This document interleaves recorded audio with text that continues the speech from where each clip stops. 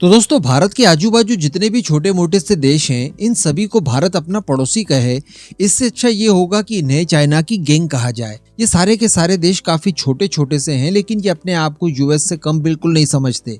इन सभी के कर्म काफी खोटे हैं, हमेशा परेशानी में पड़ते हैं चाइना की वजह से, और जब भी इन्हें परेशानी से निकलना होता है तो ये भारत का दरवाजा खटखटाते हैं, मदद भारत से मांगते हैं। लेकिन जब इनकी स्थितियां सामान्य हो जाती है, ये उसके बाद फिर से चाइना की गोदी में जाकर बैठ जाते हैं।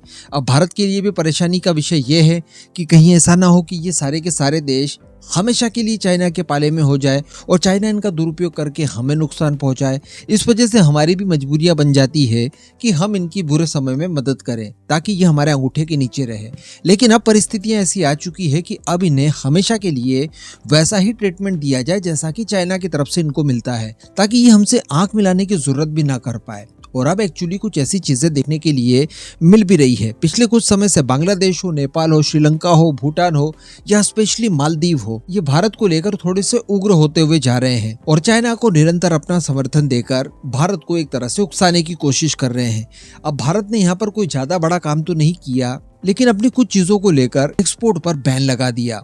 कुछ चीजों की एक्सपोर्ट पर बैन लगाने के बावजूद भारत ने इन पड़ोसियों का ध्यान रखा कि इन्हें हर हाल में वो सारी चीजें मिले। लेकिन कुछ चीजें ऐसी थी जो इनके लिए सिरदर्द बन सकती थी, जिनके ऊपर भारत ने इनके लिए भी प्रतिबंध लगा दिया, जिसमें एक प्रमुख चीज निकल कर आती है प्याज। प्याज हम सभी जानते हैं कि सभी को आवश्यकता होती है, कोई भी देश हो कैसा भी खाना बना ले, प्याज की आवश्यकता होती है। तो इसको लेकर भारत की तरफ से एक्सपोर्ट बैन लगाया गया था और ये बैन दिसंबर के आसपास लगाया गया था और बताया जा रहा है कि ये बैन चलेगा 31 मार्च 2023 तक। तो ये सारी तो खबरें हो गई, लेकिन अब मैं आपको वीडियो में ये बताने जा रहा हूँ कि इस बैन को लेकर इनके ऊपर इम्पैक्ट क्या पड़ा। स्पेशली हम लोग बात करेंगे मालदीव की, जो कि इस समय कुछ ज्यादा ही अपने आप को 30 मार्का समझ रहा है।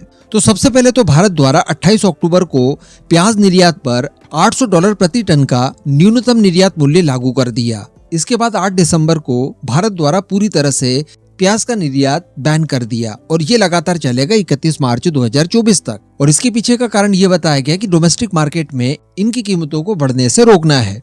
अब इसका इम्पैक्ट अगर देखा जाए सबसे पहले बांग्लादेश के ऊपर, तो बताया जा रहा है कि बांग्लादेश में प्याज की कीमत 200 टका तक पहुंच चुकी है। जी हाँ, जो कि प्रतिबंध लगने से ठीक एक दिन पहले तक 130 टका प्रति किलो हुआ करता था। और आज की स्थिति अगर देखी जाए तो इसमें और ज्यादा बढ़ोतरी हुई है। इसके बाद अगर भूटान की बात की जाए तो भूटान में जहां पर प्याज की कीमत 50 से लेकर 70 न्यूया हुआ करती थी, तो अब इनकी कीमत 150 न्यूया तक पहुंच चुकी है, यानी ऑलमोस्ट डबल से भी ऊपर। अब अगर नेपाल की बात की जाए तो नेपाल भी बड़े स्केल पर प्याज को लेकर भारत के ऊपर निर्भर है। पिछले वित्त वर्ष की अगर बात की जाए तो 6.75 अरब रुपए का इन्होंने करीब 190 टन प्याज भारत से इंपोर्ट किया था, जो कि ये लोग अपने डोमेस्टिक मार्केट में 100 रुपए किलो के आसपास बेचा करते थे। आप जानते ही होंगे कि नेपाल की करेंसी को भी रुपया ही कहा जाता है। लेकिन जब प्रतिबंध लगे तो इनकी कीमतों में उछाल आया और कीमतें दोगुनी हो गई और बताया जा रहा है कि 200 रुपए किलो प्याज यहाँ पर पहुंच गया है। और अगर ताजा स्थितियों की बात की जाए तो प्याज की कीमतें 250 रुपए प्रति किलो के भी पार जा चुकी है। तो कहने का मतलब एक जोरदार फटका इसे भी लगा है। श्रीलंका की बात की जाए दोस्तों, तो वहां पर तो स्थितियां और ज्यादा विकराल हो चुकी है, क्योंकि बताया जा रहा है कि श्रीलंका के अंदर प्याज की कीमतें 300 रुपए प्रति किलो हो चुकी है और इसी के साथ साथ इनमें और ज्यादा बढ़ोतरी हो सकती है, इस तरह की आशंकाएं जताई जा रही है। तो श्रीलंका भी निपट गया। अब बारी कर ली जाए हमारे परम प्रिय मालदीव की, जो कि नया नया भारत का दुश्मन बना है। तो सबसे पहले तो आप ये खबर पढ़िए। इस खबर में आपको स्पष्ट रूप से जानने के लिए मिलेगा कि केवल टूरिज्म सेक्टर में जब से प्राइम मिनिस्टर मोदी ने लक्षद्वीप की यात्रा की है, तब से लेकर अभी तक इन्हें 400 करोड़ रुपए का नुकसान हो गया है। और 400 करोड़ का नुकसान इनके लिए कितना बड़ा हुआ, ये हम लोग लास्ट वीडियो में डिस्कस कर चुके हैं, क्योंकि इस देश की आबादी ही केवल 5 से 6 लाख के बीच में है। तो 400 करोड़ रुपए इनके लिए बहुत बड़ी रकम है। और याद रखिए, ये भारतीय रुपये में 400 करोड़ रुपए का नुकसान हुआ है। इनकी जो करेंसी है उसे मालदीवियन रुपया कहा जाता है। हम लोग रुपया कहते हैं, ये लोग रुपया कहते हैं। तो उसकी जो वैल्यू है वो भारत के रुपये से लगभग 5.5 गुना कम है। तो अल्टीमेटली आप ये समझ लीजिए कि मालदीव को भारत से अभी तक 2000 करोड़ रुपये का नुकसान हो चुका है। मैं रुपया बोल रहा हूँ, याद रखिएगा। तो इनके लिए ये बहुत बड़ा झटका था। इसके साथ साथ खबर निकल कर ये भी आ रही है कि मालदीव का जो अपोजिशन है वो इस समय मोहम्मद मोइजू के ऊपर चढ़ गया है और भारत के साथ निरंतर ये लोग जो कॉन्फ्लिक्ट को बढ़ा रहे हैं, इसको लेकर इनके खिलाफ अब प्रोटेस्ट करने की वो लोग तैयारी कर रहे हैं। लेकिन इसी के साथ साथ अगर स्पेशली प्याज की बात की जाए तो यहाँ पर प्याज की कीमतों को प्रति किलो न बताते हुए प्रति बैग बताया गया है रिपोर्ट में।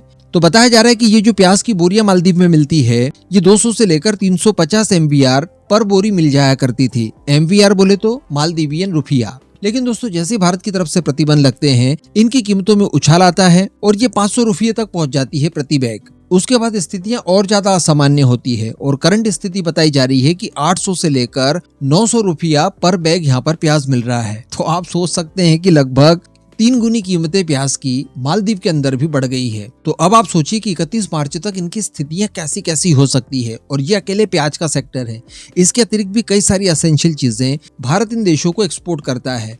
अब अगर भारत के अल्टर के तौर पर ये लोग दूसरे देशों से इंपोर्ट करेंगे भी तो वो भी बहुत महंगे दरों पर मिलेगा। भारत से सस्ती चीज इन्हें कोई भी प्रोवाइड करवा ही नहीं सकता। तो मैं यही कहना चाहूंगा गवर्नमेंट से कि इस तरह के और कड़े कदम इनके खिलाफ उठाए जाएं ताकि इनकी अकल ठिकाने लगी रहे।